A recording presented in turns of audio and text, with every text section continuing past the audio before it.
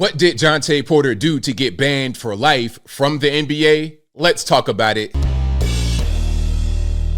How's everybody doing? My name is Anthony Brian Logan, and today we got to talk about the NBA banning one of their fringe players, Jontay Porter, for life. Now, the $1 million question, why did this man get banned? Have you ever seen somebody get banned for life from the NBA? I'm not sure I have. I mean, there's been plenty of instances where it could have happened. One that comes to mind is the Malice at the Palace, where you had NBA basketball players leave the court and go into the stands and fight fans physically. Guys are in court facing penitentiary time, making big rocks, little rocks. Even these guys did not get banned for life. There was lengthy suspensions and all kind of stuff like that, fines, but nobody got banned for life. Then there's a case of Mahmoud Abdul-Rauf, a.k.a. Chris Jackson, who was blackballed because he was doing this Muslim prayer during the national anthem. That was a blackball, but it wasn't a ban. Jontay Porter got banned because he was involved in gambling, not just betting on games as a G League member, an NBA member, not just betting on games, which he did do, but he was also doing certain things that would help bettors. You see, he's a fringe player, not making a lot of money. His brother is really good. He plays for the Denver Nuggets, Michael Porter Jr., but Jontay Porter is a 16th man at best, a bench player, a bench warmer at best, kind of in between the NBA and the G League, which is their minor league. Not a very good player. 6'10", can clog up the lane, but beyond that, not very good. He's just big and young. So he might have said, you know what, let's make a little bit of extra money. I'll help some bettors by doing certain things in the game that would make their parlays hit, as a cool kid say. Now, there's a lot we're going to get into, but first, let's check out a video from AM Hoops. Shout out to AM Hoops. You guys, please subscribe to his channel. Check out the full video in the box. I'm going to play some of this. He broke this down marvelously about 3 weeks ago. Now, obviously, this is before the actual decision came to ban him from life, but he was able to break down exactly what this guy was doing and why he is now banned. So without further ado, let's go ahead and roll it. On January 27th, DraftKings sent an email to their customers saying the biggest winner last night was Jontay Porter unders. Now, most people don't even know who that is, but somebody did and made bank. One bettor made a 6-play parlay on Jontay unders for $80,000 and won $1.1 million.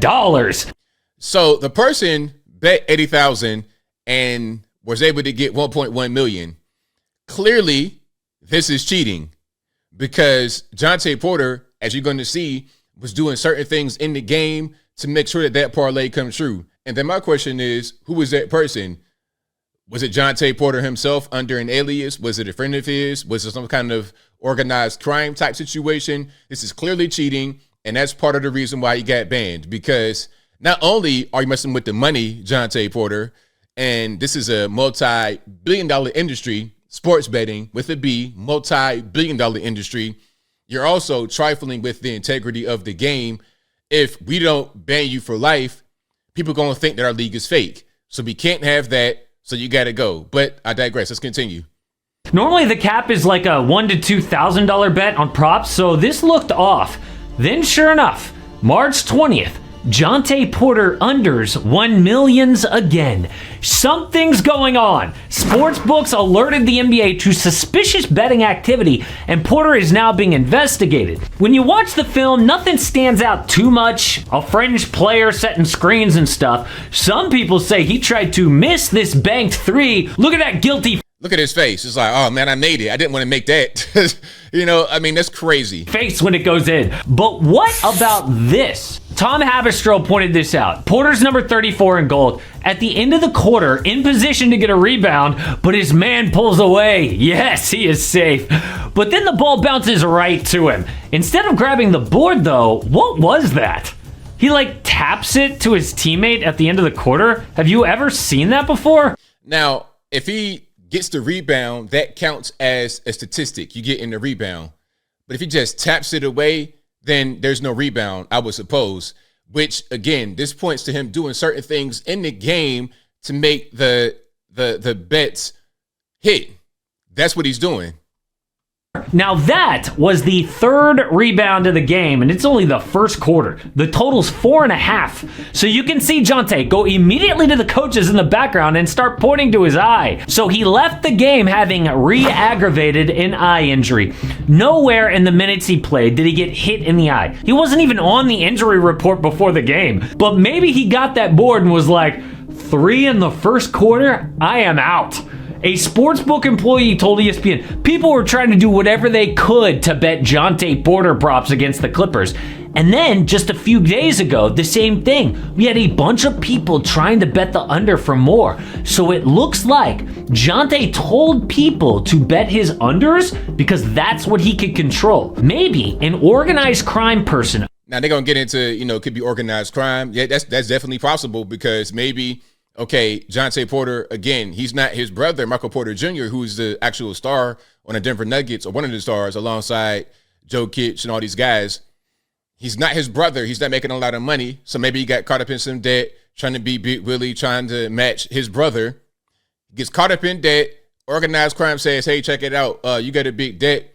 The way you're going to pay it back is you're going to do certain things in the game to make our parlays hit, and we'll get the money back that way.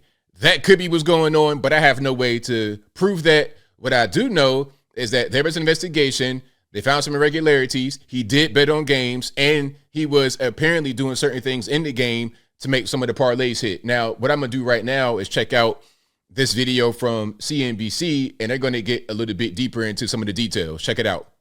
The NBA banned the Toronto Raptors' Jontay Porter from the league for life after an investigation confirmed the player shared inside information with bettors and bet on NBA games while playing in the G League. This is the first NBA gambling ban for a player in 70 years.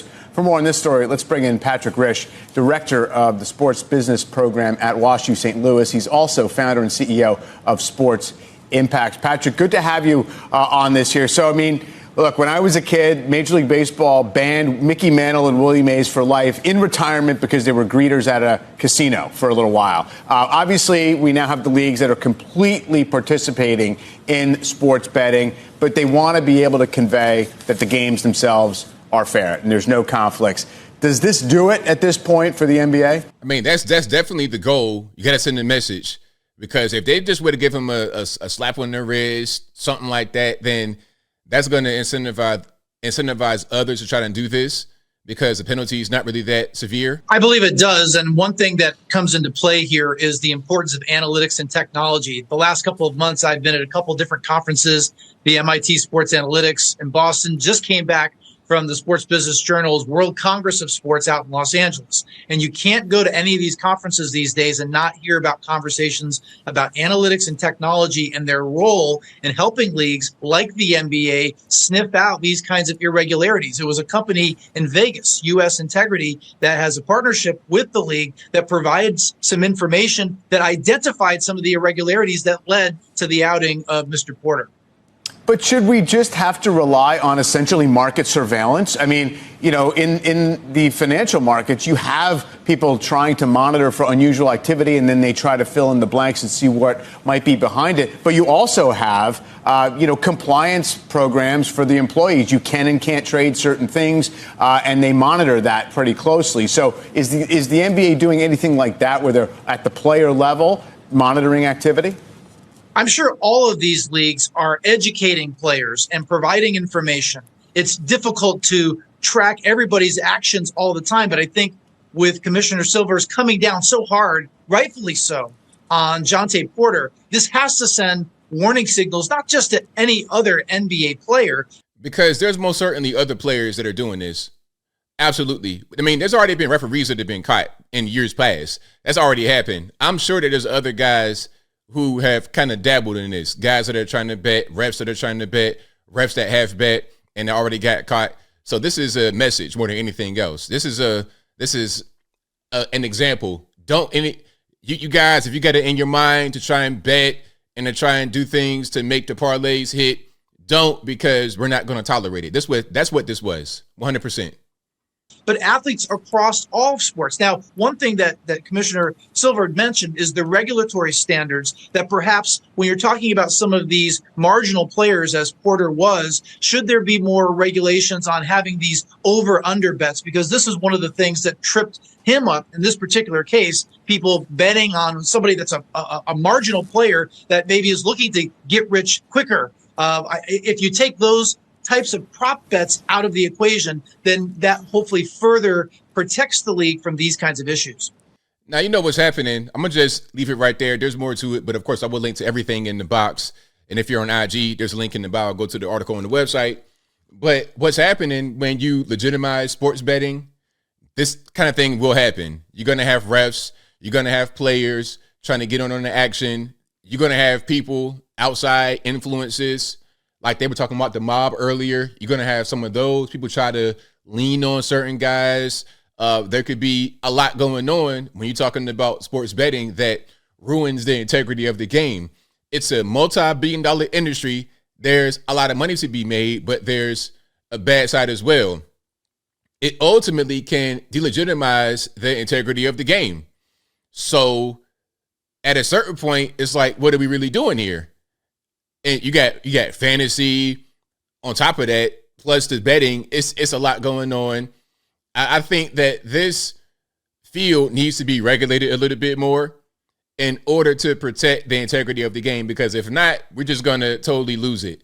It's already kind of becoming a bad product in the NBA, at least. With this kind of stuff going on, it'll make it that much worse.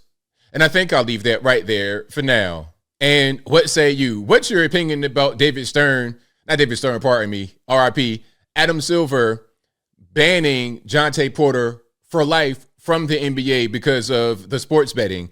Whatever your thoughts are, let me know in the comments below. You guys know where I'm at. What he did is what had to be done. He had no other choice. His hand was forced. If he doesn't ban him for life, then it incentivizes other guys to do it. Oh, man, that ain't nothing, little slap on the wrist.